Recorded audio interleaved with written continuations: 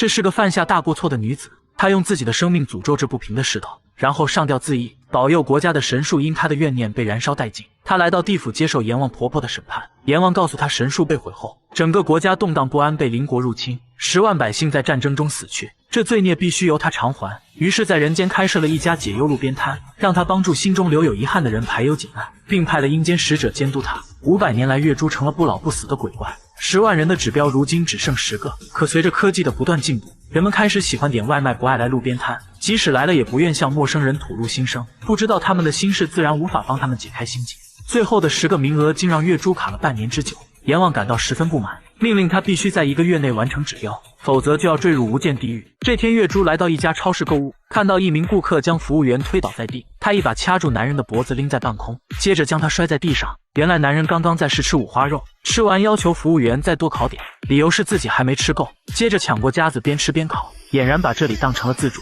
小兰想要制止，却被男人推倒在地，还说他不仅动作慢，还没眼力劲儿，怪不得只能在这里给别人烤肉。正在购物的月珠忍不了了，把男人狠狠教育了一番。等到月珠走后，男人爬起来继续闹，还把店长喊了过来。店长不管青红皂白，就让小兰跪下道歉。同事想要替小兰解释，却被店长一顿臭骂。小兰委屈地转身离开，她心不在焉地走在大街上。这时一辆货车朝她驶来，危急时刻德华挡在了她的面前。看着闷闷不乐的小兰，德华提议去路边摊吃烤肉，没想到老板娘正是见义勇为的月珠。月珠看出小兰有心事，于是劝她一醉解千愁，小兰却说借酒消愁，愁更愁。就在月珠思考怎样让她敞开心扉时，德华拿着擦伤药走了进来，小兰不小心触碰到他的手，就像着了魔，瞬间有了倾诉的欲望。他把心里的苦恼全都说了出来。原来小兰是超市的一名临时工，为了能通过试用期一直兢兢业业，可店长却以转正为要挟，时不时对她伸出咸猪手。迫于生活的压力，小兰只能选择忍气吞声，不断的忍让让她逐渐失控，